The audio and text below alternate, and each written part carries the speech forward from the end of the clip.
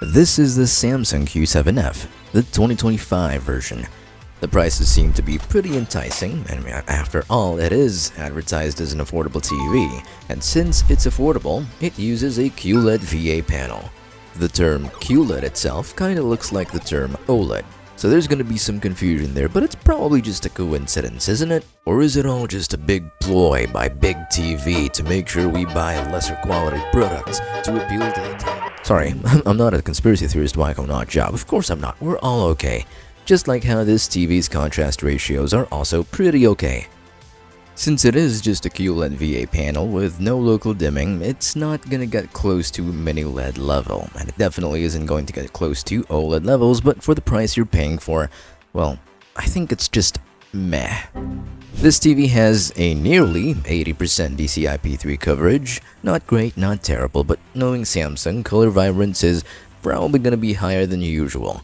If you like super vibrant colors, artificially super vibrant colors, good for you. If you don't like it, this is probably not for you, I think.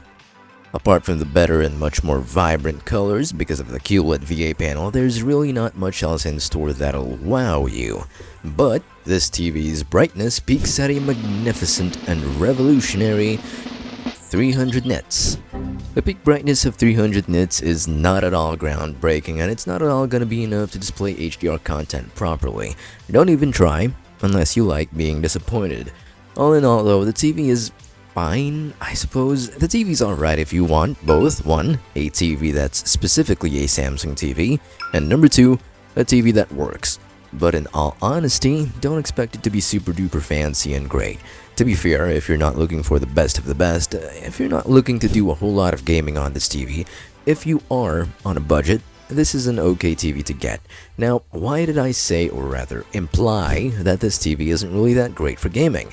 It supports 4K, yes. There's also ALLM, or auto low latency mode, but it doesn't support any refresh rate higher than 60 Hz. It's kind of sad, but you're just capped at 60 Hz. But honestly, for console gaming, I wouldn't worry too much. 60 frames per second is pretty smooth. If you really want to improve or enhance your viewing experience with this TV, an upgrade in the sound department is going to be very appreciated. The sound quality on this TV isn't really all that bad, but you'll also find it to be pretty lackluster if you really want to get immersed in your movies or shows and whatnot.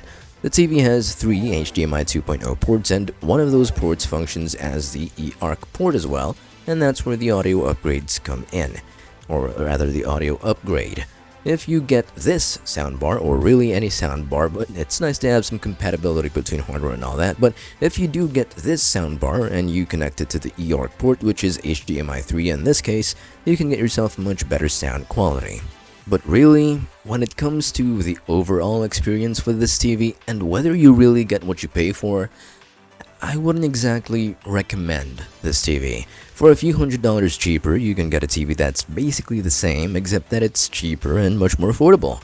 That would be the E6QF, and we just previously talked about it. But if you're really sold on a Samsung, then go on and scan these QR codes, or you can click on the links down below. I'm Tom, thanks for watching.